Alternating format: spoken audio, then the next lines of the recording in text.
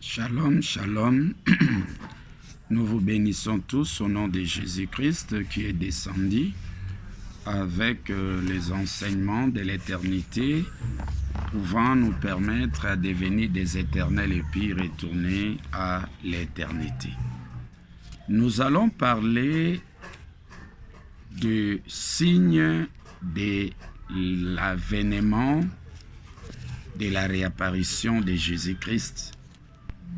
Puisque durant les règnes de la première venue, Jésus-Christ avait prédit, il était avec les apôtres, ses disciples, avant son départ, avant la fin du règne de la première venue, Christ avait bien avant prédit pour sa réapparition, son ministère de l'éternité.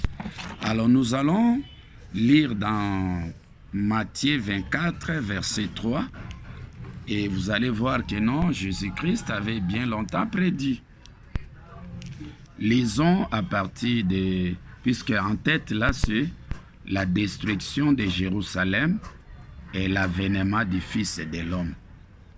C'est l'avènement du Fils de l'homme qui détruit Jérusalem. C'est que Jérusalem est souillée. Et pourtant, Jérusalem marche ensemble avec Sion. Il y a Sion, il y a Jérusalem. Mais lorsqu'on parle de la destruction de Jérusalem, ça dit que c'est l'avènement des fils de l'homme Sion qui détruit Jérusalem et qui est souillé avec son enseignement. Et vous allez comprendre à partir de Ésaïe 62, versets 1 à 5. Si vous lisez Ésaïe 62, versets 1 à 5, vous allez comprendre que la destruction, donc, pour l'amour de Sion, je ne m'étairai point. Pour l'amour de Jérusalem, je ne prendrai point de repos, jusqu'à ce que son salut paraisse comme l'aurore, et sa délivrance comme un flambeau qui s'allume. Alors les nations verront son salut, et tous les rois ta gloire, et l'on appellera ton nom nouveau. Vous voyez ici, on parle de l'amour de Sion et l'éternel, l'amour de l'éternel envers Jérusalem. Il y a Sion, il y a aussi Jérusalem. Et c'est comme ça que nous retournons pour lire Matthieu chapitre 24, verset 3, et vous descendez. Matthieu 24, 1, la Bible dit, Jésus était avec les apôtres, et ici il dit, Jésus s'assit sur la montagne des Oliviers, et les disciples vinrent en particulier pour faire cette question. Pour lui faire cette question. Dis-nous, quand arrivera-t-il et quel sera le signe de ton avènement et de la fin du monde? Jésus leur répondit, prenez garde que personne ne vous séduise, car plusieurs viendront sous mon nom, disant, c'est moi qui suis le Christ, et ils séduiront beaucoup de gens. Vous entendrez parler de guerres, des bruits de guerres. Gardez-vous d'être troublés, car il faut que ces choses arrivent, mais ce ne sera pas encore la fin. Une nation se lèvera contre une nation. La nation de Dieu s'est élevée contre la nation de Christ pour effacer Christ dans l'éternité. Et Dieu a prétendu dire que non, il n'existe que la nation de Dieu. Et Christ n'a plus un message à proclamer, sa nation est effacée et son règne est fini pour dire bon. Et pourtant, il y a des nations, nation de Dieu, il y a nation de Christ. Il y a des anges, il y a des oins. Et vous allez voir à partir des versets, Matthieu 24, verset 15. La Bible dit, c'est pourquoi, lorsque vous verrez l'abomination de la désolation dont a parlé le prophète Daniel établi en lieu saint, que celui qui lit fasse attention. Donc l'abomination s'établit dans les lieux saints. Ce sont là les signes de l'avènement, de la réapparition de Jésus-Christ. On a effacé totalement le ministère de Christ. Et Dieu, avec ses disciples, ont prétendu dire que non, le règne de Jésus est fini.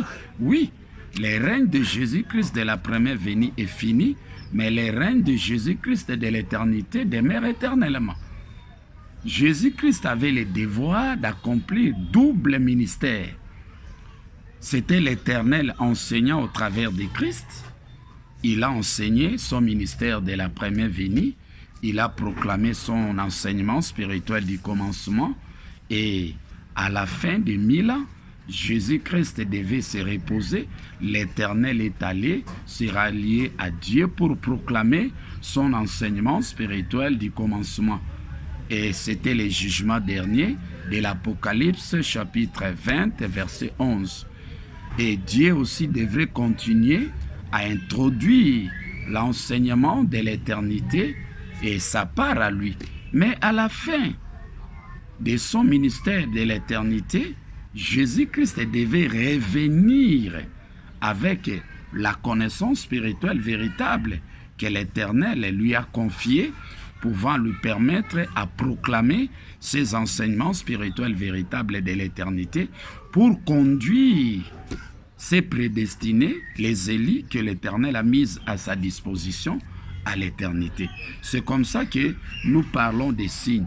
Donc, ça dit qu'il y a eu des gens qui se sont élevés pour anéantir totalement, effacer totalement le ministère de Christ. Et pourtant, à l'éternité, Jésus-Christ avait aussi un ministère.